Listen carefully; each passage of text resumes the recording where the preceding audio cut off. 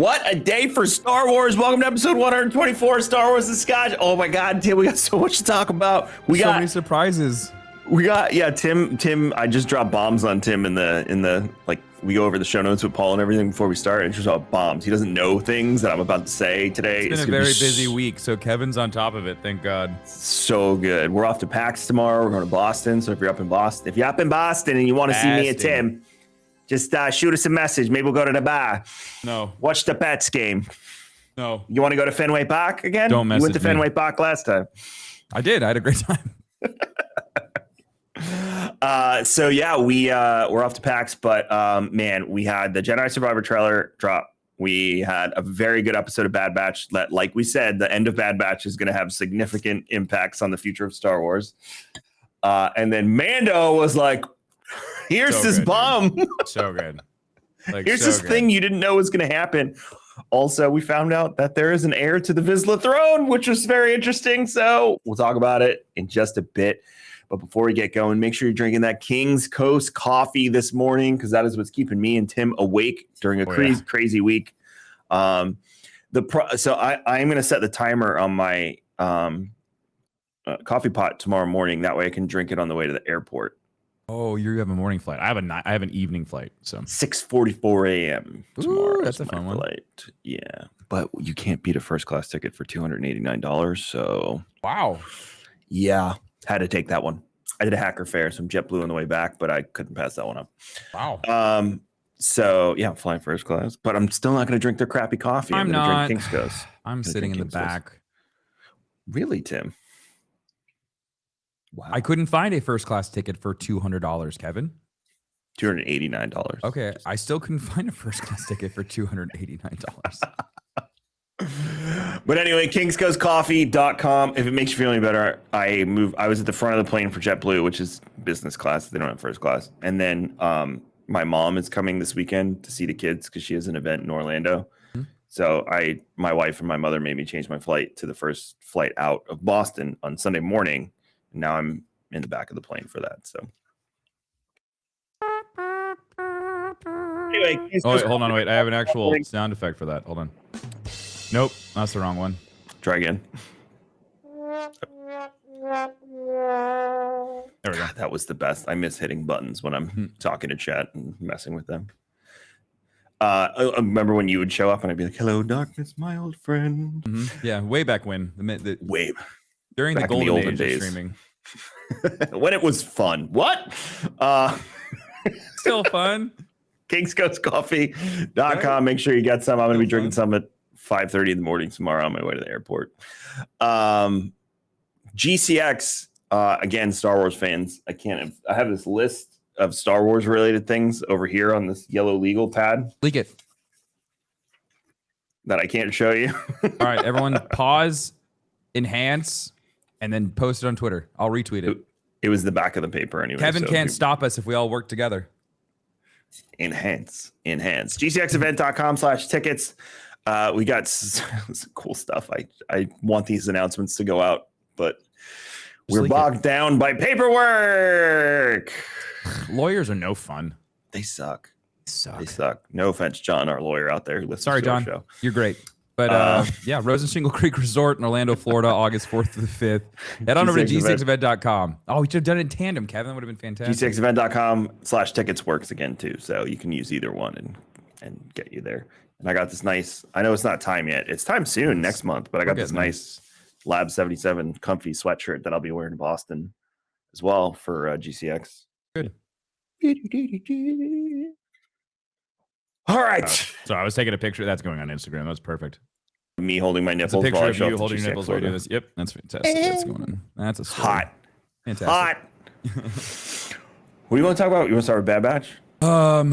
Yeah, let's get Bad Batch out of the way because it was a short episode and like the really good stuff was like really compressed.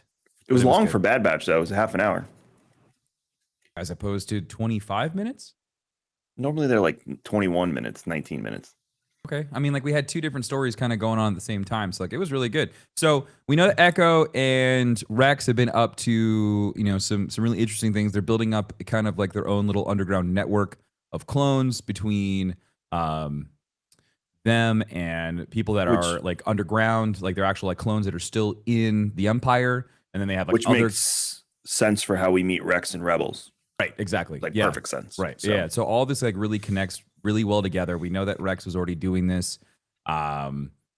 So yeah, I really liked watching like Echo and Rex just kind of like go about doing like their thing. Like that was really fun and interesting. The thing that got me, which this entire episode from start to finish, it made me constantly think about the Death Trooper program again. I can't stop thinking about it. And when we get to Hadlock, Hemlock. and Hemlock, and knowing You're that Havelock. I'm Havelock, I thought he was Headlock. He's Hemlock.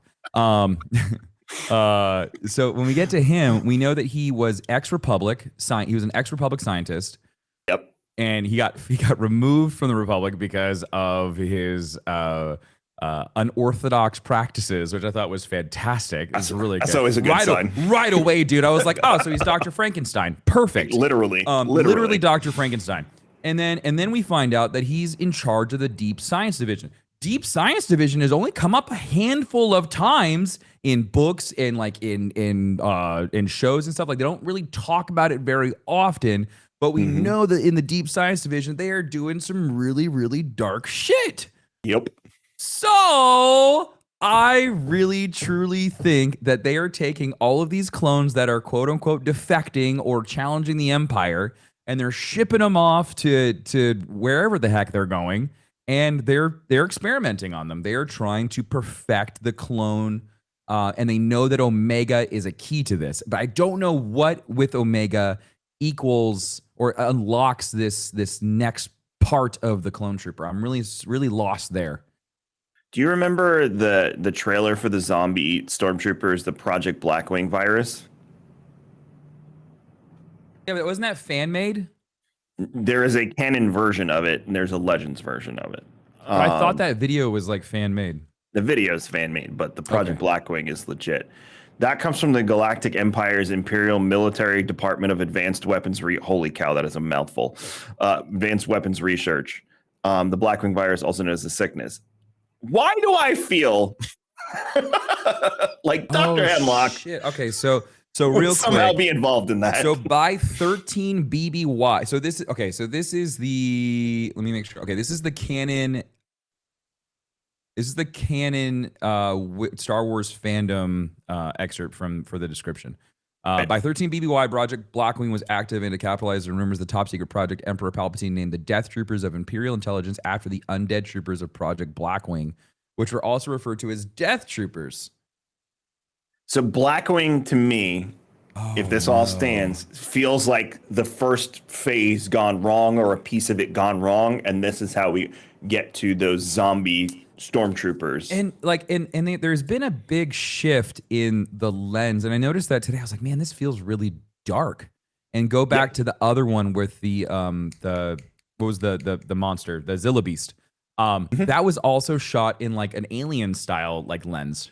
And so it's like it feels like every time we go back to the Empire, the vibe, the lens, just the overall just atmosphere of those shots feels very dark, kind of scary a little bit. Kyler was watching with me. I was like, "Hey, buddy, do you want to like sit next to me? Are you a little scared?" Because it was just like it was dark. And so yeah, I definitely could. I mean, like I feel like if they're building up, they're ramping up to this Blackwing, and they're getting to the first Death Troopers and stuff. Like if you continuously just like every episode you get a little bit darker and a little bit darker, you kind of like ease them into like essentially a horror show. Even Hemlock's voice is, dude, he's so evil. So evil. He just talks like this. Who voices him? Let me look. Because I thought that was it sounded like Sam. Let me see. So Bad Batch. What other episode was he in? Because sometimes they don't have the credits for the day of. He was 2 episodes ago. So season 2, let's see, Pabu, Hemlock. No, so yeah, they don't have the credits from today. So 2 episodes ago was Metamorphosis. That's the one. Dr. Royce Hemlock is voiced by Jimmy Simpson. Oh, yeah. You know him. It's one of the McPoyles. Holy shit. Oh my God. Oh shit. It's one of the McPoyles From there Sunny. you go. Holy shit. He's also in Westworld. He was also in Westworld. He Black plays Mirror. he plays the man in the black hat when he's younger. Sorry, He's spoilers. in Black Mirror too. I didn't know he was in Black Mirror. Yeah. Holy shit! That's hilarious. Yeah. So Dr. Hemlock is I don't know which One of the McPoyle Doyle. brothers. No, Doyle's the big one. I don't remember. One of the McPoyle brothers. He's a good actor. Oh my he's god. really good. That's fantastic. That's really good. So yeah, Dr. Hemlock is straight out of a horror movie. And even the use of the interrogation droid, the way they framed it was terrifying. Because in the past, I mean, in the 70s and the early 80s, the interrogation droid was probably like, oh wow, sci-fi cool. As you see the strings hanging onto it and as it floats. Yeah, but after a while, you're like, you see this little black floaty thing, and you can probably giggle to yourself a little bit, like that's good. Okay. The way they framed it in this was like, oh, I'm uncomfortable right now with the use of this interrogation droid. Yeah, because you never actually watch it like inject its truth serum into people. You never see that. You see it come in like in episode 4 when you see it for the first time, like the door shuts as it gets closer to Leia. Like you never actually see it like insert the needle and inject them, like all that stuff. So yeah, like it's getting darker and darker. Like Bad Batch is starting to get like to that like teen, like that older teen kind of like realm, which like I'm totally fine with. I love dark Star Wars, so bring it. The other thing that I found interesting from that part was when he radios the message to them that barely goes through, he says Project 88, which has something to do with the Seeker. I don't know if it's a coded message or something along those lines. I couldn't figure out if Project 88 was something that they already knew about or it's something new that he found out about and he was trying to let them know, because when Hunter heard it, like it felt like he kind of knew what that meant. This in mind when thinking about this, the last episode of this season is called Plan 99. Right, and this is Clone Force 99. Clone Force 99, Plan 99, Project 88, and Order 66. Yeah, so we either really like throwing numbers up against each other. Yeah, I don't know if there's significance across the board there, but I picked that out. I was like, that's interesting. Why is that? And they're already setting the tone for they're gonna leave Pabu, which I'm like, stay there. Well, I love how Pabu is just like back to normal already. Like they went through this massive earthquake and tsunami, and they're just like, everything's back together. We built the dock. Just like, okay. Island life, Tim. Sick. It's like, yeah, dude. Jimmy Buffett land in Star Wars. They're like, we'll rebuild. Bring some lava shrimp. They're so happy. We got to Pabu, and Kyler goes, I like the children. Who are the children? And he's just like, yeah, because he likes it because everyone's so happy there. Like, Pabu's just a really nice place, but we can't let the clones be happy, so we definitely have to rip them out. Wrecker looks like he's having a ball.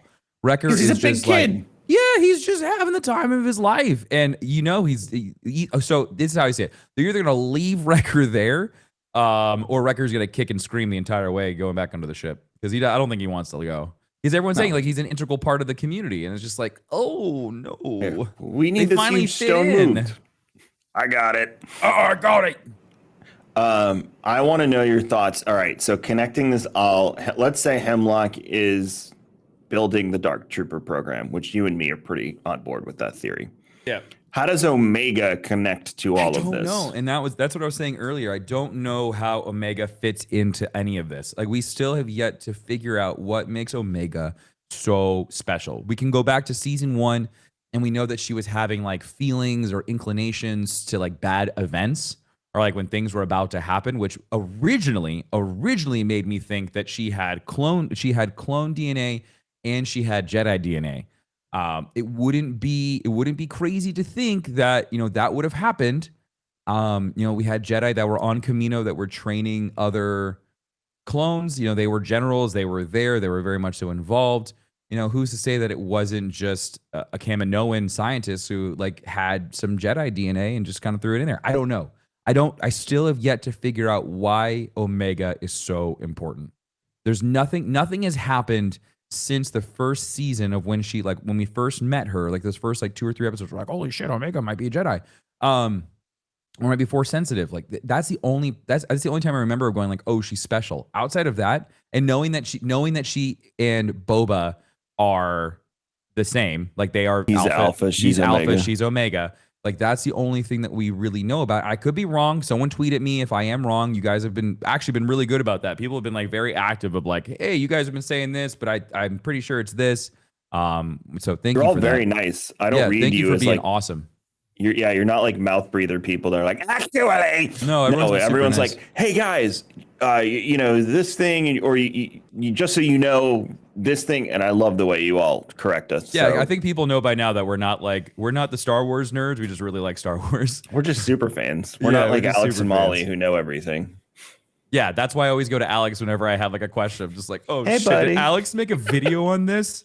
Because he knows that shit inside and out. What's funny is I always think something, and the next day Alex has a video out like, "Why is blood?" I'm like, I was just thinking that. Thank you. So, but yeah, thank you for doing that. But yeah, I mean, like, if there's anything that we've missed in all of these episodes, please let us know. But I still am scratching my head as to why Omega. And we know that she's a big part of it. We just don't know why. Yeah, there's a few things. So we could be talking about two different parts of this program. Like Omega might have nothing to do with the Death Trooper program. They might just want her back because she might have something to do with the Snoke clone, Grogu, that whole cloning process. And I know we're separated in the timeline, but they seem to be like marrying that whole entire like, how did we end up with Snoke type of situation. That's where this all seems to be headed, in my opinion. Yeah, I really like the memes. There was a meme where it was like people who are casual fans of the Mandalorian that realize you saw that realized that everything's tying into the Rebels or everything's tying into Clone Wars, and I was just like, yeah, that is exactly what it is. It's just like a sad Pablo Pascal like on the window, just like it's so good because like yeah, casual like fans who like started watching Mando or maybe watched a little bit of Bad Batch. They're missing out on a lot of the connections. They're missing on a lot of the connecting points from other shows that kind of like are all kind of culminating to this point of explaining the mess up that was the last trilogy.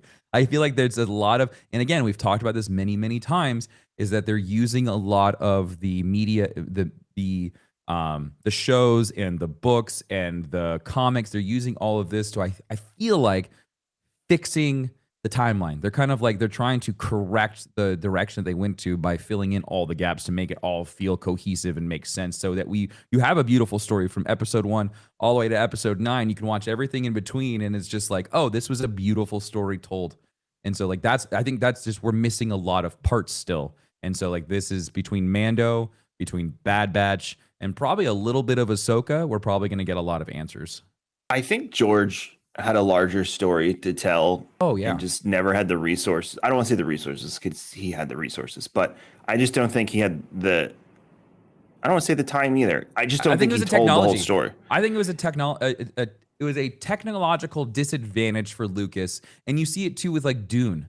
You know, look how they've gone back and they've remade Dune again because now they have the technology in a way to show it in its full glory. You know, I mean, like it's not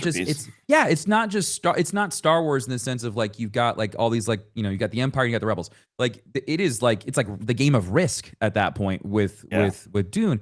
And so they didn't have the technology back in the 80s to really truly bring that story to life. And I feel like Lucas was kind of caught up in the same way. Like he was always pushing the limits. Like look at the one TikTok that we found where it was like I feel like the longest time everyone thought the panning shot of the pod racing scene when they open up on Tatooine is CGI, but it's actual practical effects. It's like Q-tips that have been painted and they actually look like people and stuff. Like little things like that where I'm sure it was like it made more sense in the time for them to do practical because that's all that they had. Even like today in The Mandalorian, when all the Mandalorians were fighting on the beach, I don't think those were all real people. I'm pretty sure there was a handful of them that were CGI. I really think that a lot of that was made in Unreal. And they had actual characters. They're real people, but on top of that, all of the extras. I don't think they brought extras in. I think they CGI'd them in. I think that was all VFX. You know, John loves to use Unreal and most all definitely. That anyway, well, I mean, look at it now, especially the latest updates to Unreal. Like you can't it's very hard to tell what's real and what's not. In passing. So with all of that said, I think that probably a lot of this knowledge was passed down to Dave because Dave worked, most definitely. So I'm not going to knock George on this one. I knock George all the time, but I'm not going to knock him on this one. I just don't think there was the space to tell the story at the time. So I'm going to say like things like he probably had the plan to tell us like, this is the clone army started. This is how we got to the stormtroopers, today. Mm-hmm. And Dave probably possessed that knowledge. And now Dave has formed a story around it because it's very important to the story. Like, how disconnected did that feel 3 years ago? And we're like, well, how the hell did we get from that to that? Yep. Like, how do we get from clone troopers to Finn talking about being stolen as a child and all that? So it's just nice to fill in the blanks with stuff like this. And it's fun. You ever see the meme with the girl in the club? She's got the drink and the guy's like yelling in her ear. Yeah. And I've seen the one that just says me watching Star Wars with anyone. That's us. So yeah, but when I tell that, I sit down with my wife and I watch Mandalorian or Hunter watches Bad Batch, he asks a ton of questions or she wants to know stuff. So it's nice to have the knowledge and fill in the blank. And then you get that makes sense like that. So, cause when Bo walked in last week, she was like, why is everyone standoffish? First of all, that guy's family, the Vizslas, hate her guts. Are we talking about Mando now? We're just gonna go right into No, Mando? I'm just saying in general with Star Wars. Yeah, I was okay. like, that guy's family hates her guts. Right, exactly. But now they're Yeah, so they recognize each other immediately. He gives the caustic comment, and it made it a little bit more interesting for her, she said, knowing that the dynamic was there between the Vizslas and Clan Kreese. So, so we're seeing those blanks filled in with Bad Batch. And again, I feel like the Bad Batch is literally for, like, I don't want to say super fans, but the fans, the ones who've watched everything. Agreed. Yeah, this is definitely for the people who love Clone Wars, who love Rebels, and like you want that like the filler. Because I think you could still live a very happy Star Wars fan life without ever watching an episode of Bad Batch, and you'd be fine. Like you would be okay. Like it really does just fill in the very, very niche holes that we kind of like have found ourselves in, where it's like the people who really want to know like that the intricate details of the Star Wars universe. So secondary to that, I will say this, and this is where we go from here with Bad Batch. The next episode is called The Summit. After that's Plan 99. So the summit is going to be what Hemlock and Tarkin were talking about.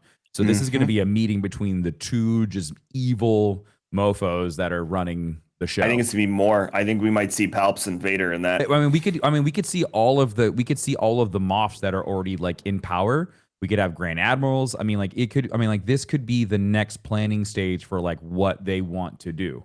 I think he's going to introduce the Death Trooper program to them. Mm-hmm. I think he's going to explain like these. Could you imagine? I would be, because we've been talking about this for 2 seasons. I would freak, Kevin. I think this is it. And then the Bad Batch is going to go to whatever the planet's called. I always forget the name of it, where his laboratory is, and they're going to encounter their undead friend. Do you think Crosshair is going to be dead? Ooh, I think he's going to be a Death Trooper by the end of all this. I don't think he's escaping. I think they're going to gut punch us hard. Like I love that, and I hate it too because like they're all hopeful. Like even like Hunt, like they were like, oh, he turned on the Empire. Like they turned on the Empire, and then like Hunter's like, it could be a trap. So he's like half like I feel like Omega and like Wrecker, like they're very much so on like team like Crosshairs coming back, and then Tech's kind of like, I don't know. And then Hunter's like, no, this guy's trying to backstab us. So you're going to have like within the group, you're going to have these moments where they're kind of like fighting on the decision of like, do we save him or do we just let him rot? And so I think it's going to come to a point where like Omega like begs and pleads and cries like, he's our brother. Come on, Hunter. Come on, Hunter. Well, we'll see next week because that's how long we got to wait. I'm excited, dude. 2 more episodes of Bad Batch. And then you get 2 weeks of Mando. Trooper, I'm just like, we did it, Kevin. We've been riding this train for 2 seasons, and we've been saying Death Troopers since like episode whenever Crosshair changed and like was leading up that group. So it was like episode like what? Like 4? Yeah, it was something like early that. on. It's been early, so it's like we've been on this like it's Death Troopers, it's Death Troopers, it's Death Troopers for a while. God, I hope it is. I'm gonna feel so silly if it's not.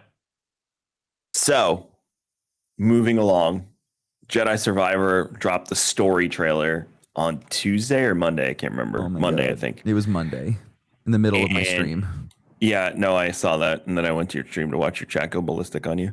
Um, I was like, I'm gonna have lots to wait. of lots of interesting information. So the biggest thing that the whole internet took away from this is that Marin is in street clothes, essentially. Um, So so you learn more about Marin, it seems like, in the book. So we talked about this last week that if you want to know like everything that happens in between the game it's one and 4 years, game two, five years, 5 years. It's 5 years in between game one and game two. A lot has happened. Um, and book two picks up, or the book picks up 2 years after the first game. So there's been a little bit of development and whatnot. I really like so far. Marin's relationship with Kel is really fun. I really like that, and I'm very excited to see where that goes. But yeah, it's gonna be like, I feel like the book is gonna be like, from a storytelling perspective. I think you're really gonna want to read this book before you get into Survivor. And you said that plays into the new co-op situation you were talking So about. okay, so in the trailer, this is the biggest thing that I grabbed from it, is that there is a like a buddy system. It seems like that you can call in like Marin to do an attack. So it seems like you'll be able to, a lot like Guardians of the Galaxy, where you can like build up. I think we talked about this. We even said like a Guardians of the Galaxy style Star Wars game would be sick. Well, I mean, this, you're kind of getting it in the sense of like you'll probably get to build up different buddies and like level them up and, you know, upgrade them and things like that. But there's it was like Kel was fighting, and all of a sudden Marin comes in and she like does her thing and then bops out. But in the book, they talk a lot about her Dathomirian experiences and like her dark magic and stuff that she uses. They talk about her ability to essentially disappear, and they like really explain it in a really cool way. They talked about how like when your body doesn't exist anymore, your brain doesn't have like the senses from all of your different feelings and like your skin and everything else. You're not getting that. And she's like, it feels like you don't even exist anymore. And she talks about like how it just all of like just like the experiences that she goes through. And I thought that was really cool because it helped bring Marin to life for me, because you really don't get to experience her all that much in the first game. She kind of shows up at the end. You kind of like have this like power struggle with her, and then she's your best friend. So like it kind of just you really don't get to like hang out with her all that much. And then his master, is her name Seer? Yeah. She like, so you know shit's going on with her. We know that when we pick up in the game, she's like, her hair's gone. She looks like more of like a Diablo monk. She's got like tattoos on her face and all that stuff. So her character has evolved. That's how she looks in real life, by the way. Yeah, no, she looks like a freaking badass.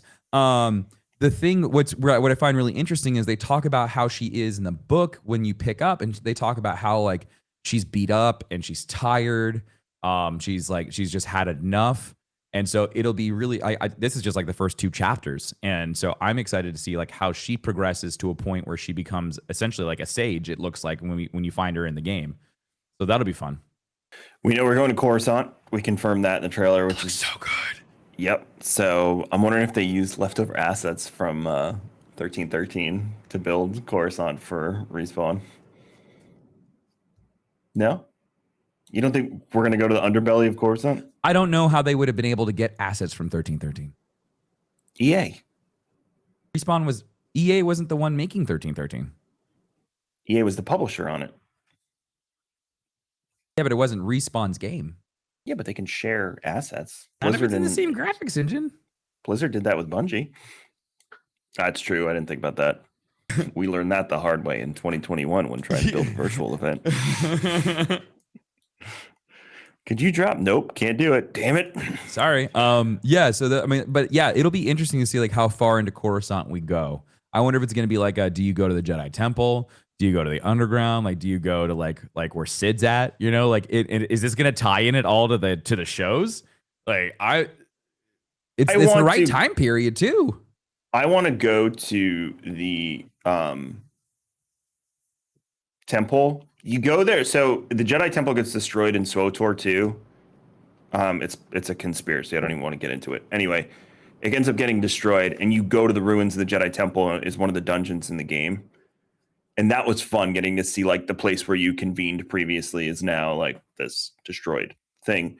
I would love to see the ruins of the Jedi Temple again. I know we've done it a few times now, but I really want to see Cal like go through it. When was the last time we did that? Didn't Obi-Wan go there back there? No. I mean, like, when was the last time that we in a video game got to Oh. experience Probably the Sword Jedi Sword. Temple? A long time. So like, it would make sense. Think about the Venator. It's not in Battlefront, is it? I don't think so. No, it's definitely not in Battlefront. Think about in Fallen Order when you go to the Venator and you are like in it, like you're finding all of like you're just going through all the different memories. That was fun. Like that is a ship. That is an iconic ship from Clone Wars, and you got to explore it. You got to go into the underbelly. You got to go into engineering. You got to go through this ship that you've always seen, but you've never got to really experience. It would make a lot of sense for Cal Kestis to go back to the Jedi Temple in the disguise of whatever to, either learn more about the Jedi Order, try to find more survivors, like all of these things. In my opinion, that would be the main POI for a Coruscant visit. I don't really feel like it would make sense for them to do like a bunch of like underbelly missions or going like deep down and like where Ahsoka goes down to like the big like transport tube where like all the different like ships can go down to all the different levels and they dock. Like I think that would be like cool, that'd be neat, but I think like your end goal for going to Coruscant would most definitely be the Jedi Temple. I don't know of any other reason why he would go there. Plays into the story too. Most with definitely. Everything that we've experienced. So that would be my guess too. And then we had the reverse where we got to go to the Fortress Inquisitorius and then we got to see it in Obi-Wan. Yeah. So, I love the crossover stuff. It's my favorite. We also see him hugging Grease, the pilot, in one scene. So I have a feeling either someone's going to die or something. Oh, someone's definitely going to die. Most definitely. We saw more Zepho puzzles. So we know Zephos are going to continue to be a part of the story. I think it's going to be just like last game where Zephos will be a side piece to the main story, but it still won't be the main focus, unfortunately, unless it just gets wrapped up at the end. But I think the Zephos will come full circle in the third game.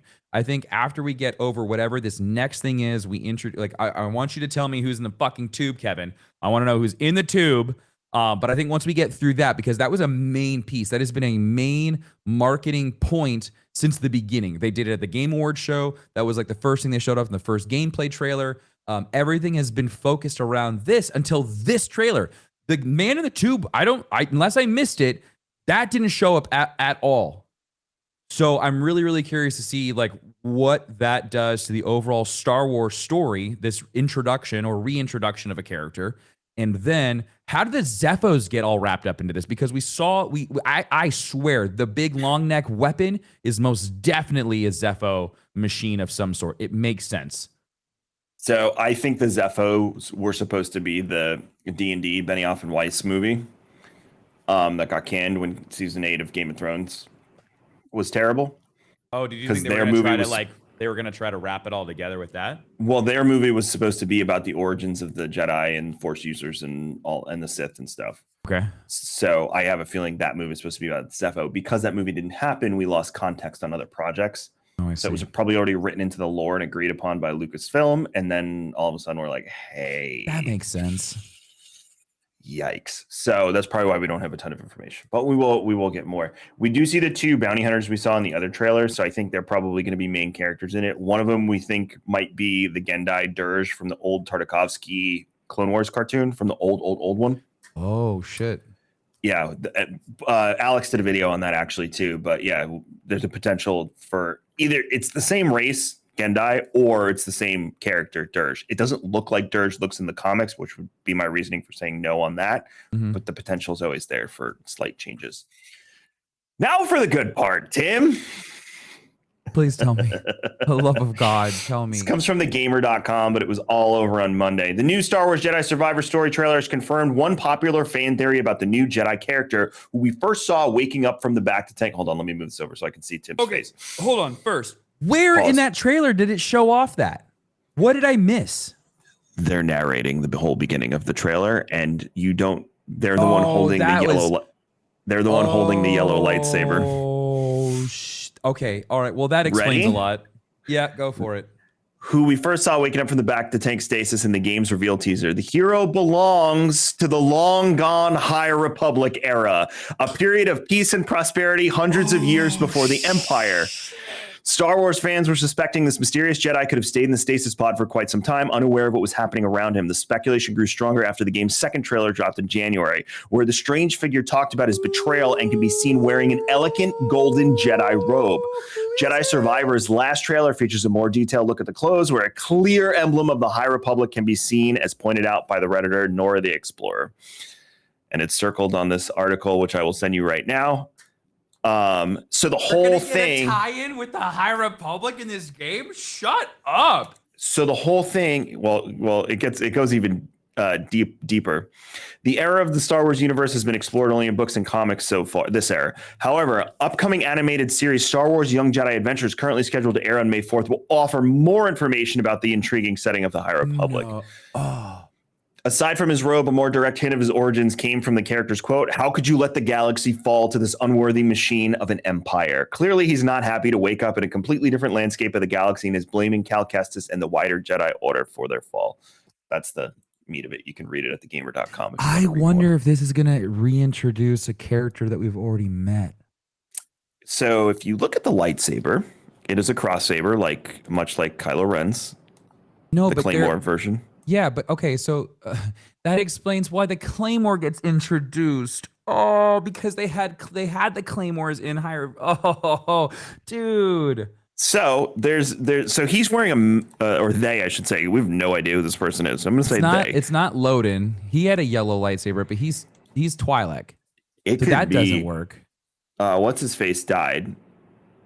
The other Jedi with the God, I forget their names now because this is what happens when you try and tell. So this might just be an introduction of a new character, and then what could happen, Kevin, is that if we go back to the High Republic with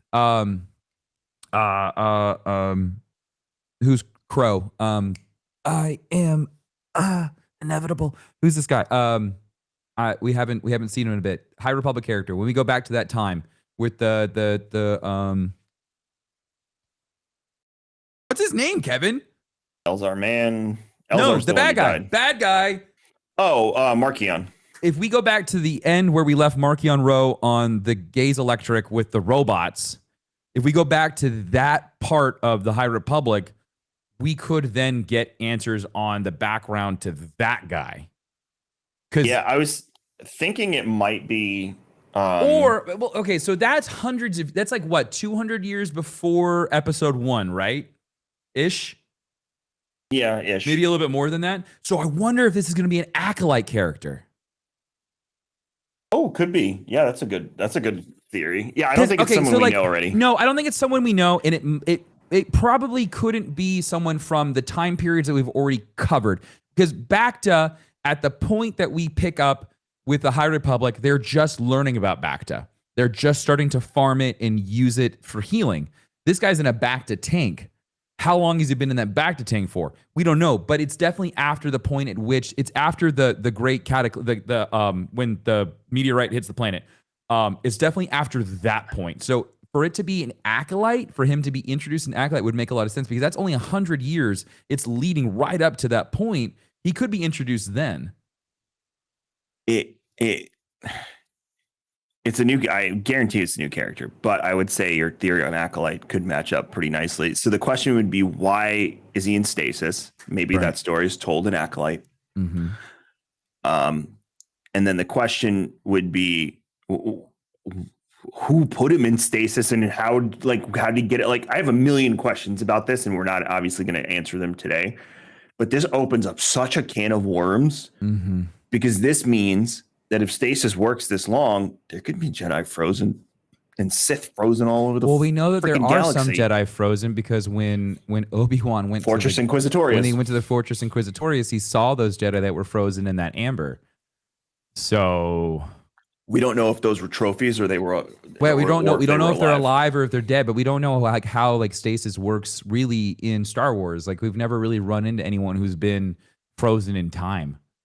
We might be learning very soon. Holy shit, Kevin, that's so interesting. And I kind of like that it's not what's his face? It's not Starkiller, it's not Vader's apprentice. I really like that they're kind of doing something different because it feels more natural. Like, okay, it would have been like, definitely from the gamer's perspective, I think people would have freaked out. But I think from the overall like Star Wars fan experience to continue to have this cohesion and callbacks to stuff that you're already experiencing makes everything feel more connected. It just makes you feel more in it and just kind of just you're just in everything because you just like everything starts to make sense. You're kind of scratching your head going like, well, who the hell is this guy? Because I feel like a lot of new Star Wars fans would be like, well, who the fuck's this guy? Why is it so important? But it's really cool to like have everyone being like, oh, this is so cool, instead of everyone like, ah, it's Starkiller. Like it just feels more monumental, I guess. I think that's I'm a lot more excited for this character now than I was before. So we will see. We have about a little over a month. I am most likely, I know I don't stream that much anymore, but I will probably be streaming this nights to keep pace, to try and keep as close pace with Tim as I possibly can. So There's no way in hell that I'm stopping, Kevin. I can't do couch gaming for this one because then like, you know, like I'm like Tim, like, oh, I'm 30 hours into, you know, this game. And then Tim's like, I finished that like 2 years ago. It's like, Kevin, that was 2 months and you're still. The other day I was like, I started Halo Infinite, and he's like, why? I was like, that's a trash game. Move on. He's like, what do you mean? I'm like, just wait. So I've been rebuilding my streaming setup at home. I need some electrical work done, but it's functional. I'm moving it, by the way, Tim, to the other wall so I can use the white wall to like put shit on. Nice. So I'm going to put a junction box on the cinder block wall. So I can stream it regardless. So I will most likely be streaming this probably 3, 4, 5 nights a week. And I already have permission from my wife, Star Wars. Yeah, so that's very important, like, Danielle. Yeah, she understands. So, and plus for the show, I want to be able to talk about it on the show. So most likely I'll be streaming this, not interfering with Tim. Unfortunately, Tim, I will not be able to watch you while you're streaming it. So I'll just keep you on, but muted in the corner. You know what's wild though is that the first time when I did Fallen Order, I remember a big portion of the beginning of the game going, Kevin, someone get Kevin. You watched me. You came in my stream when I watched the Vader reveal. Because I had just beaten the game and I ended my stream and I was like, oh, Kevin's streaming. And I went over to see where you were at and I had just finished it. And so I was just like, I have to watch this. To this day, I think that was probably one of my top 5 stream reactions captured on. I have the video of it. I just went, oh, because I heard him. And I was like, oh. You knew it was coming, dude. You knew it was coming. That whole last part of that game was phenomenal. Masterpiece. So we'll see what they have in store for us this time. A little over a month away, but this excited me, and I don't even know if they have anything left to show it. That's okay. All right, except gameplay. Before we head on to our commercial break, the Star Wars Celebration is brought to you by Jedi Survivor. Okay, so just keep that in mind.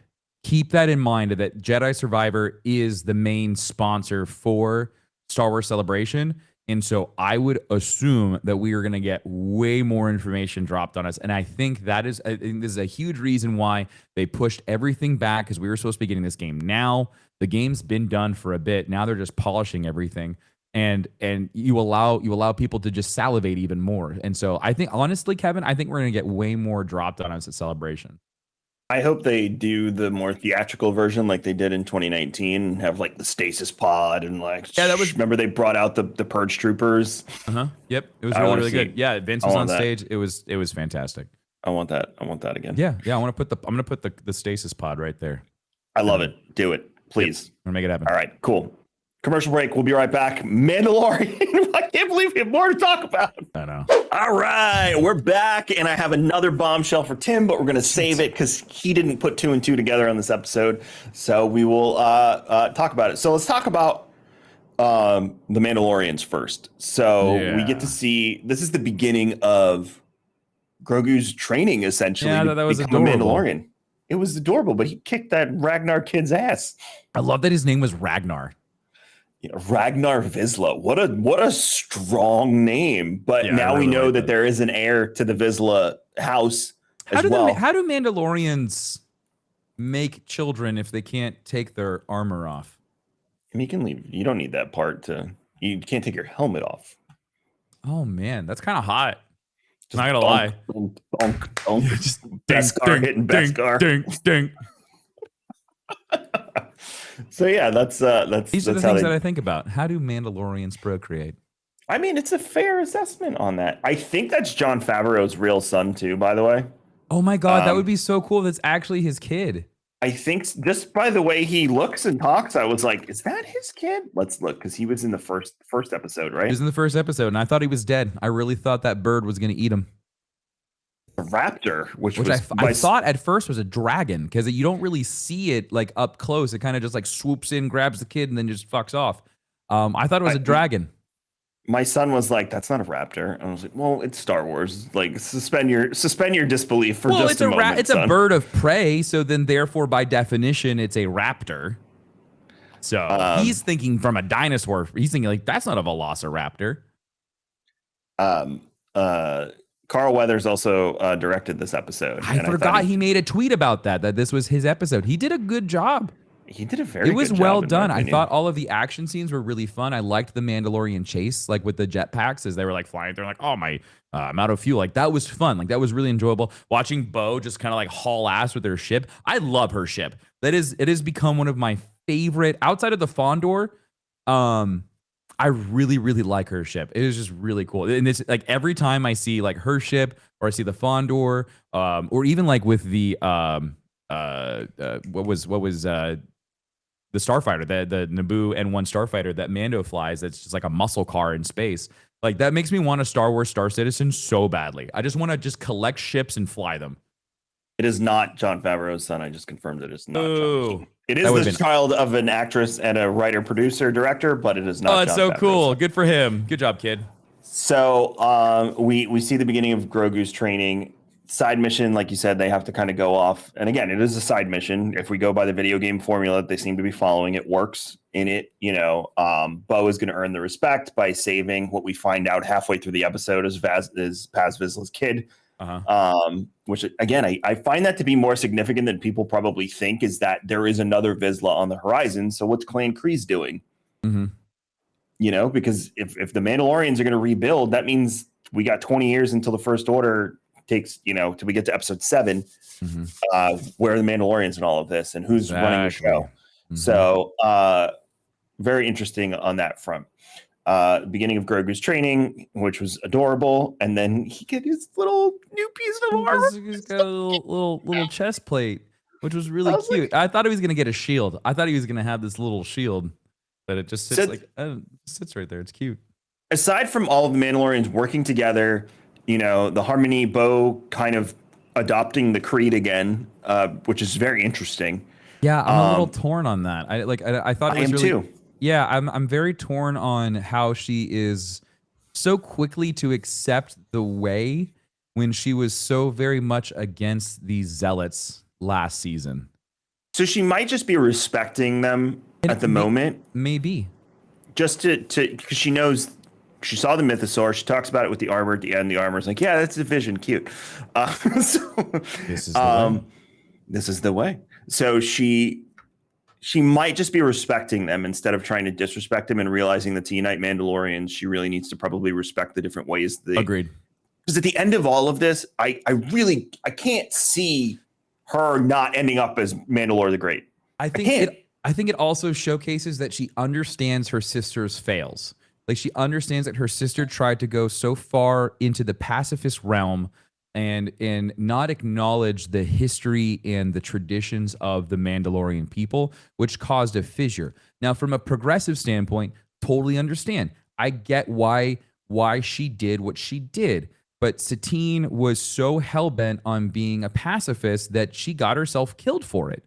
Yep. And so I think Bo understands that there is a balance between acknowledging and keeping the old ways and also living by a new, I guess, creed or a new way of being Mandalorian. And I think that's going to be Bo-Katan's purpose in all of this. Is I think she will end up being Mandalore. I think she will reunite the houses. This is going to be a Game of Thrones. Again, I keep on saying this. This is going to be a Game of Thrones style 100%. Storytelling where she is the main point in all of this. And I think it's going to be a beautiful story because it's going to be like she failed, she fell, she lost everything, and then she gets to build herself back up. And I love that for Katie Sackhoff because it's just a great way to continue building Bo-Katan's character. Yeah, and even Paz is respecting her by creed and culture when he was like, "You're the leader of this expedition, whatever they called it. You can eat by the the hunting fire." party. He could have been a dickhead, and he could have been a dickhead and been like, "No, go over there. I don't like you." You know, and she probably would have done it too. She probably would have just accepted it as that's the way. She doesn't know. But for him to give her that acknowledgement and that level of honor of being like, "No, you get to sit by the fire," and I thought that was sick. She's the one that tracked it down and found his son when their jetpacks ran out of fuel and stuff. And I think that was also probably a nod to like, hey, like I owe you one. Like and like honestly, like he probably owes her a debt. Or Mando, he owes somebody something. So we'll see how that progresses. I can't wait to see them riding those 3 full-grown raptors. Oh, the little in a later baby episode. raptors were so cute. She's like, we found foundlings. I was like, they probably found more kids that were like still kind of alive. And then the baby raptors come out and they're like 8 feet tall. Yeah, no, terrifying. they will be riding those at some point. Most definitely. This is going to be awesome. When they do the drop ship part, the one scene from the trailer where it's the Mandalorians dropping from the ship, you're going to see guys riding on these raptors coming in for that. Whatever that fight's going to be, it's going to be sick. That's the Mandalorian part of the episode. There is not much meat to the bone. It was fun. Like precursor to what's happening. It was good story. Good side quest. The thing that was poignant was Grogu's PTSD returned. Huge. So it takes us back to Order 66, and it takes us back to the moment he was taken from the Jedi Temple. Mm-hmm. And the Jedi that are protecting him that we saw in a previous flashback are saying, bring him to Kelleran Beck, or bring him to Kelleran. They don't say his last name. Oh, I didn't hear that part. Bring him to Kelleran. You got to watch it. It's closed captioning. I got to put the only way. I should have put it on. Kyler kept on going like, "Who's that? Who's that?" And I was like, "Shh." First time around, I always watch with closed captioning just so I can see place names, people. I usually do that. I forgot to do it this time. So they're yelling, "Bring him to Kelleran." Kelleran. So that no, don't look it up. Don't look it up. Okay. I want your genuine reaction here. So Kelleran, as it turns out, is played by Ahmed Best, who played Jar Jar Binks. Kelleran is the host of Star Wars Jedi Temple Challenge, which is our Legends of the Hidden Temple. It is that character, Tim. It is that character. It is not just, it is him. It is the same character. So they literally tied the freaking game show into the story. That's cool. Right? Okay. So do we have to go watch this game show now? That's my immediate reaction. I was like, I got to go home and watch this with Hunter now because. Oh shit. So because and you know how many people they're probably watching the uptick on Disney Plus of Jedi Temple Challenge right now? Like, ooh, you all watch that show because at first I thought they canceled it. It says 2020 dash on IMDb, which usually means the show's not canceled. So I don't know. I remember seeing it was canceled too. So I don't know what's happening here. Anyway, so I immediately said to myself, okay, maybe they're just throwing him a bone because just like he was Jar Jar and then the show got canceled. And he hates and they made him like hate himself for doing that. Like the Star Wars fandom with Jar Jar and him was terrible. So I was like, okay, maybe this is like a new character. But then I went and looked up the credits on Jedi Temple Challenge and it's the same Jedi's name. I was like, oh my God, they're tying the two shows together. And I went, this is his redemption. Anakin and Hayden got his. This is Ahmed Best has now taken probably the most important character in the modern era of Star Wars, aside from Luke freaking Skywalker. I say that with reservations. There's others, but you know what I'm saying. And has saved him from the Jedi Temple. If that's not a redemption arc for that actor. Yeah. I mean, you're right. He gets to actually have like a really cool character now. And were those Naboo soldiers helping him? Yes, they were. And that was a Naboo ship, right? That was Padme. That was the same ship. Is that Padme's ship? I was going to ask you. No, I don't. It's the same class. It is the same ship that you see in episode 2 when Padme and Anakin are flying around. They're going to Tatooine and like all that shit. It's the same ship. Those were Naboo guards. He knows those guards. They knew each other. So there is a tie-in. There's a tie-in with Naboo and him. And I don't know what it is. What makes this child so important that Jedi are willing to die for him. And then those Naboo soldiers were like, go everything. take him. We're Everything. dead. We're dead. Like, Well, there's yeah, nowhere because to go. You're on a freaking platform. shock troopers showed up. Those, Like, those were like that was some heavy artillery. dead. I mean, that clone, the entire chase scene was awesome too. The clone troop transporter that was going through the freaking tunnel and got hit by a train. All of that was amazing. It was fantastic. And you're right. It definitely continues to build up the importance of Grogu because of how intense that entire scene was. Why are the clones chasing him? Why are the Jedi sacrificing themselves to get out? That was not like a normal, like, I'm going to sacrifice myself for the betterment of man. That was like, we need to protect this child and get him out of here. But why do the Naboo guards know that? Like, that's the part that threw me off even more. Why do the Naboo guards know that? Why is it Kelleran? They're not just saying, get him out of here. They're bring him to also, Kelleran. Can we talk about his robes? Freaking awesome with the inlays. They looked like High Republic robes. That's what I thought too, Kevin. I thought the exact same thing. It looked way too ornate for a normal Jedi. I can't think of a time in the cinematic universe where we have seen Jedi with gold inlaid designs on like the pellets of their robes and stuff. Like he looked really fancy. He looked like he was of like a higher order. I don't know what it was, but there's something very, very special about him. He also dual wields like Ahsoka does.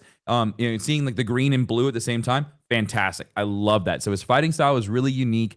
I want to know more about this guy. And also I want to know, why does he take him out into, like, why does he leave him there? What happened to him? Where is he now? Is he dead?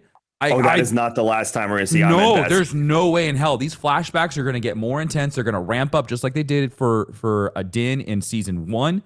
It's going to get more and more, and then we're going to get to the end of the season, and we're going to get the full picture. At the end of this, I guarantee you, we're going to get all of the flashbacks that we got in season 1, all of the flashbacks in season 2, and it's just going to be one big story. I guarantee you, it'll be an episode that is all about Grogu, and it is just the Clone Wars. There, like, Din probably won't even show. He'll be there for the beginning, and then he's going to go into like a trance or something, and it's going to be the entire story at the end.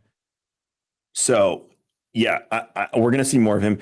I noticed too, like, it's always trauma that Very brings much back. so. Like, Obi-Wan experienced the same thing, and his flashbacks would come up, in reference to his trauma. Grogu, same thing, and Grogu's so little. That's the sad part. I know he's 50, but like He's a baby. He's a baby in his mind. So it's really upsetting, that he had to live through that and whatnot. But my God, the implications of what that puts on us. Again, so many people are not going to know who that is. Nope. But once you find out, you're like, oh, yeah. Oh, this is his redemption. But now, even more important, he gets to play as an actor. Again, we said this with Hayden, how happy we were when he walked out on Celebration. He got the standing ovation, and he's like, I want to be back. I want to do it again. I want to be a part of this, which leads us all to believe, like, we're probably going to see him in Ahsoka, even if it's just a flashback to Malachor. Oh God, please. So, now Ahmed Best gets to do the same thing. Like, he gets to be a new character, reinvent himself in the Star Wars universe. Could you imagine though if it was? And we're Jar Jar all on the Binks that saved sidelines, him, like, though? you go, boy, you go, you reinvent yourself, you be that character, you save the baby, like, you go. This is great. It's great. I feel so good. But how elated and pissed off do you think the Star Wars fandom would have been if it was Jar Jar Binks that saved him? Misa, get your safety! And the entire time he's just making accidents. He drops Grogu, and Grogu like hits a clone, and then he picks him back up. Wait. What? If we're going back to Naboo, and fuck. Kelleran meets Jar Jar. Senator Binks, I brought you this youngling. Oh, you just brought me a baby. But he's doing both. He's going back and forth. Oh my God, John, Dave, please. Dude, that would be hysterical. As much as I hate Jar Jar Binks, I really want him to be Grogu's babysitter. Just 2 minutes. That's all minutes. I need. Oh my God, that would be hilarious. That would bring the whole thing just full circle. That would be one of the greatest moments in the history of Star Wars, given the circumstances. Mm-hmm. So yeah, I mean, I felt like they had the side quest episode planned, and they were like, What if we drop another flashback in here? Because they know people don't like side quests as much. Okay, all right. So here's my frustration is that I liked the Grogu part of this episode way more than the Mandalorian side quest. I mean, everyone's gonna say that. That's Just that's like a given. last week's episode, I enjoyed the Dr. Pershing section more than I enjoyed the Mandalorian part. Like it's odd. Like it's odd to me that I find all of the other information far more exciting. But like Mando in his current state doesn't have a lot to offer. Like he's kind of just like he's just doing his thing. So there's not a lot of story development in that standpoint. So I'm really glad that they're using this opportunity to really fill in the blanks. And I've been finding that really fun and entertaining for me. But then I go and look at comment sections. Like I wrote last week, I said that this was by far, it was a masterpiece of an episode. I really, really enjoyed it. And then people were leaving comments and saying like they were dissecting like, well, the fucking lollipops were glowing. I was like, it's a long time ago in a galaxy far, far away. Like why wouldn't they be like illuminated in some sort of bioluminescent lollipops? Like, why not? Like all of that stuff, like people were like nitpicking at the smallest of things. And it didn't make any sense. And it felt like the fandom isn't excited unless shit's blowing up and lightsabers are being waved around. And it's just like, man, you're missing out on so many details and a great story being laid out in front of you. And all you can think about is just like, well, this is boring because they're not shooting each other. Like, it's just like, I don't know. That's kind of frustrating that some Star Wars fans have come to this expectation that if it's not in the vein of a Star Wars movie, then it, or like a Rebels episode, then it's not worth their time. Yeah. Again, I understand that not every episode can have lore bomb drops because then it'll dilute the content. Oh, sure. So I'm fine with it, but mixing and matching like they did in this episode and they did in the last episode, keep doing it. It's perfect. Keep it's a great cadence because you don't have these weird, like you did in season 2, where it was like filler. Oh, that's really good. Filler. Like it's a filler with then a drop in it as well. And it's kind of like, it's just woven together where it's just this nice cadence. I really like breaking up the story. It feels like Last of Us Part 2, where you do a little bit Abby, and then you go back and then you're checking out what happened with Joel and Ellie, and then you play Ellie for a little bit. And it's just like, it feels good. It's just like, I really like this cadence of being able to follow along with essentially two different stories at the same time, and they're all interconnected. Look at Grogu's chase scene. We ended up right back in the city center place where the peak of the highest mountain, Coruscant, was right there. We were literally there last week with Dr. Pershing, but we got to see it from a different angle at a different time. Like, that was really cool, and it's just like they're doing a really good job of just weaving it all together now. It doesn't feel as jarring as it did in the last 2 seasons. Like, it feels really, really good. Also, that like World's Fair-esque place where they went is taken directly from Ralph McQuarrie's original drawings of Coruscant before it was even called Coruscant. Oh, that's so interesting. I didn't know that. Yeah, I saw a comparison to it. It's in that book I have on my desk. And it did have a very like Chicago World's Fair kind of vibe. That was the vibe they were going for. That's awesome. So, I mean, it's funny because, again, Star Wars loves to do this. It's like, you got the answer you wanted about who got Grogu out of the temple. But now we've introduced you to 10 more questions you have about who, what, where, when, and why. Yeah. And I'm like, oh my God, what was the Naboo's involved? Like, this is I really hope that the people that were upset with last week, I really hope that they saw that and it kind of like re-energized them and hooked them in, because there's just so much. You understand the ramifications of Naboo being involved in this? Because at that moment where we're left off in the flashback, Padme is still technically alive. Because Anakin is still on Coruscant. Yes. Oh boy. Anakin was there at the temple the exact same time. He's in the temple. What if Anakin is part of his mission is he's looking for him? Oh. That would explain the younglings. Oh my God, Kevin, that would explain why he slaughtered the younglings. He went looking for Grogu. What if there's this, like, outside of Revenge of the Sith? What if Palpatine was like, bring me the child? Like, I'm just saying, calling him the child because that's what we called him. Bring me the child. What if we get a flashback at some point? What if part of Anakin's mission was, yes, burn the Jedi Temple, destroy it, bring the clone troopers, blah, blah, blah, blah, blah, but bring me Grogu. Holy shit. That would make so much more sense why Anakin went there. Because even going back to last week if we stick to the Grogu's probably one of the first Force clones to ever work out, if that's the case, and it was taken from Yoda's DNA combined with Palpatine's. There's also this theory now with all of this with Luke's hand. Remember, originally, I still don't think Grogu's a clone though. I'm just throwing it all out there because of the cloning stuff. I'm still just kind of like having a hard time with Luke's hand is potentially being held in the facility where Dr. Hemlock is. Right. Which leads to more questions about Snoke. But remember, like, we wouldn't see that. That's after Empire, before Return of the Jedi. No, I know, but it's still, the hand is there probably. It's not there yet. It's not there yet. The only reason why I bring that up is I wonder when we get to that point of like, I wonder how they kind of loop that all in.